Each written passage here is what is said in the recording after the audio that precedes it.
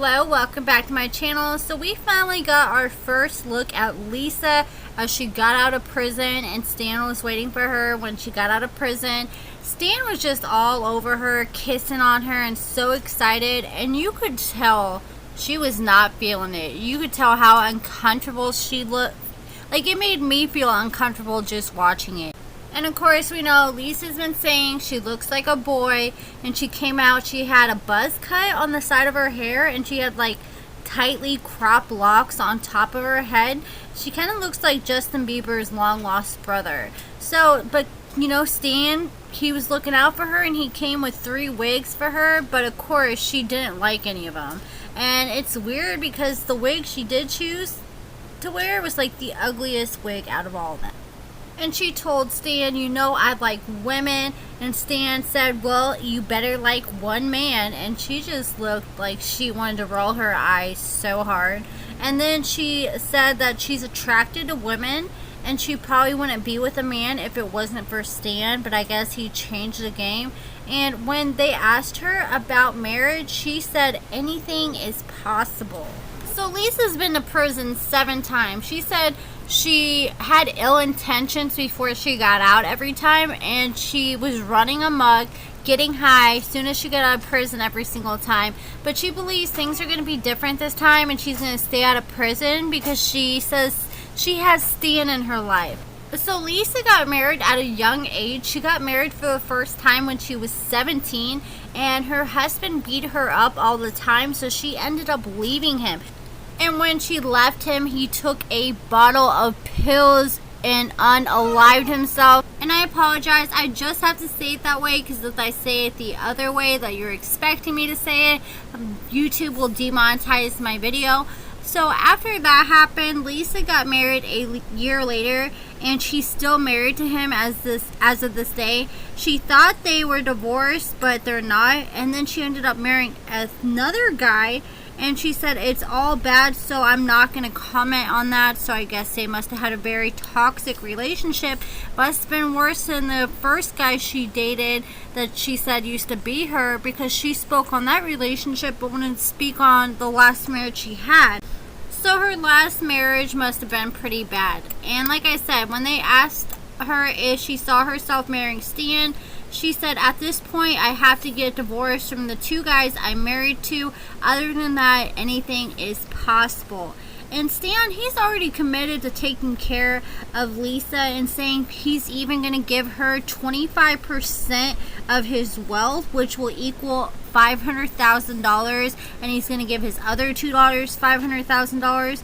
So I don't see Lisa actually marrying him, because he's already said he's going to put her in his life insurance to where she gets $500,000, and that's when she's not married to him. So, you know, I would only see her getting married to him for the life insurance, but if she's already going to get it without being married to him, then I just don't see her marrying him. You could just tell she was not feeling it whatsoever, and he was even telling her in the car, he was starting to get a little tent in his pants, and he's like, oh, you got me excited. And she just looked so disgusted, and she just kept talking about how much into women she was, and you could just tell she was not feeling Stan.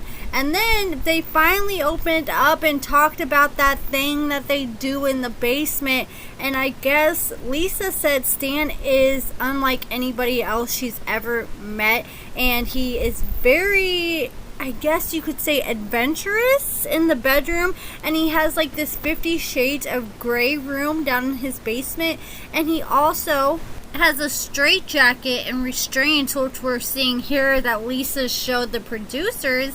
But here's the thing, like, I thought maybe she would wear it, but he's the one that wears it and lets her do whatever she pleases. Honestly, I wouldn't be surprised if Stan was into some weird freaky stuff, because she's like, I'll make you wear one of these wigs. When she said she didn't like the brown wig, I wouldn't be surprised if Stan was into some weird freaky stuff where he like wants Lisa to bend him over and do him. I could see that, especially with Lisa typically being the more masculine one in her relationships with women. So Lisa has 3 kids, and her oldest child is 21, and her son is the 21-year-old, and he and her do not have a close relationship because he blames her for not being in his life because she was in and out of prison all her life. And so he ends up calling her while she's in the car with Stan on her way to Stan's house from prison,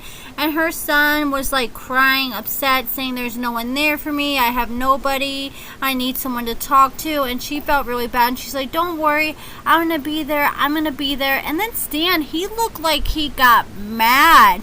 It's like Stan really has it in his head that, you know, she's just gonna be his in-house plaything. He really doesn't seem to care much beyond that. That's just what I'm getting out of it.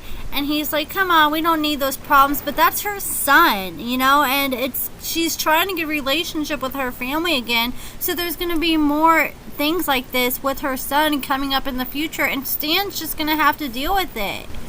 You know the whole vibe I'm getting from this? Okay, when you have call girls, because he met her on a call girl website, Seeking Arrangements. So when you have call girls, they usually offer a porn star experience if you want to get super freaky, or a girlfriend experience.